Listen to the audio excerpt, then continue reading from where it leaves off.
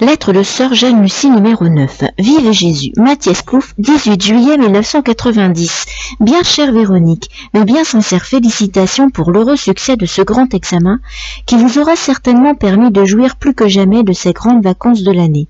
Je me souviens encore de vos heureuses vacances aussi de l'an dernier. Chère Véronique, pour vous s'ouvre aussi désormais une nouvelle étape sur laquelle vous avez dû déjà certainement bien raisonner et raisonner sûrement même de ce qu'elle doit vous aider dans la vie. Que vous dirai-je? Je répondrai à vos questions persuadée que c'est en retour de votre longue lettre que vous les attendez. Vous dirai-je, pour le début,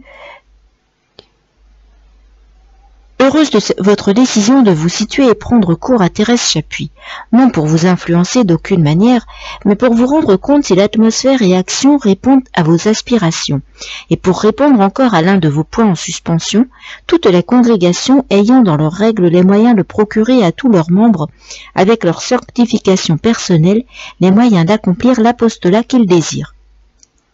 Autre point aussi, tous les ordres ou congrégations religieuses manqueront toujours de sujets. Chacun s'en plaint de nos jours et s'en plaindra toujours. Notre Seigneur n'a-t-il pas dit lui-même, la moisson est prête, mais il manque les ouvriers pour la vigne. Quant au plus nécessaire et plus utile pour le temps présent, toute congrégation religieuse voit au mieux à remplir sa part d'apostolat, aidant alors par ses sujets à remplir sa tâche.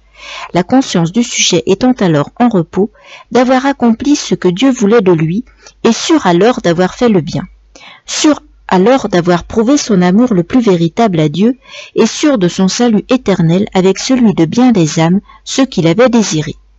Chère Véronique, quant à la congrégation elle-même, je n'ai alors pas voulu faire spécialement choix dans celle qui m'était apparue, mais me suis donné sans plus de considération à celle que Dieu avait mise lui-même sur mon chemin, n'ayant plus aucun regard autour, sûr que de ce fait, elle était celle que Dieu voulait, et de cela ne regardant jamais plus autour, heureuse et rendant grâce à Dieu de ce choix qu'il avait lui-même fait. Pour moi, assurée d'avoir en tout point fait ce en quoi on a eu foi, faire la volonté de Dieu est la force, le soutien, le bonheur de la vie de ce monde, envers et contre tout, même en une longue vie comme la mienne.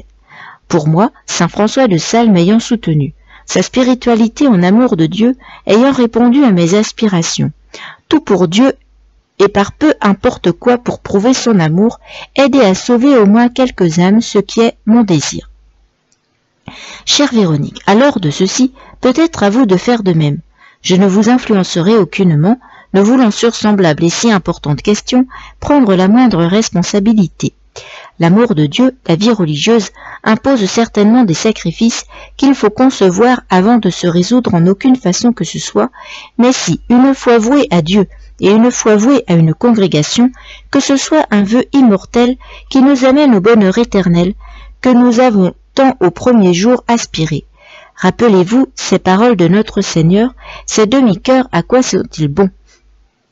Je répète ce que je vous ai dit déjà.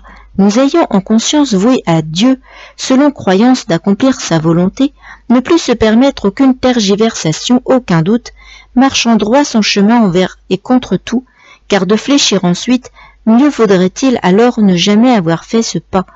Notre Seigneur n'a-t-il pas dit aussi, malheur à celui qui regarde en arrière, mieux aurait-il été pour lui qu'il ne fût jamais né. L'amour de Dieu est certainement exigeant à certains jours, mais le prix est infini. Chère Véronique, je vous laisse toutes ces pensées, ma plume ne pouvant rendre toutes mes assurances et ma foi, regrettant seulement, comme je vous le disais déjà, que nous ne puissions nous parler cœur à cœur. Mais de ma part, ne pouvons de ces 72 ans en ma donation que remercier Dieu, ce que je fais chaque jour et jusqu'à aujourd'hui, de m'avoir appelé à son amour et consacré à son service. Bien chère Véronique, espérons de tout ceci, que tout ceci répondra à toutes ces questions, si importantes certainement, mais lesquelles pour le moment nous tiennent tellement en soupir. Je prierai plus que jamais que notre Seigneur vous laisse sentir, car il ne viendra pas par lui-même personnellement pour vous éclairer sur sa volonté, mais qu'à sa volonté, quelle qu'elle fût, vous soyez forte, et que le chemin pris par vous, quel qu'il soit, pour votre bonheur, vous ne regardiez plus jamais en arrière. C'est dans ce désir d'affection en Dieu que de vous embrassant, je vous fais de tout cœur ce souhait, vous assurant de nouveau de l'aide de mes humbles prières en notre Seigneur Jésus-Christ.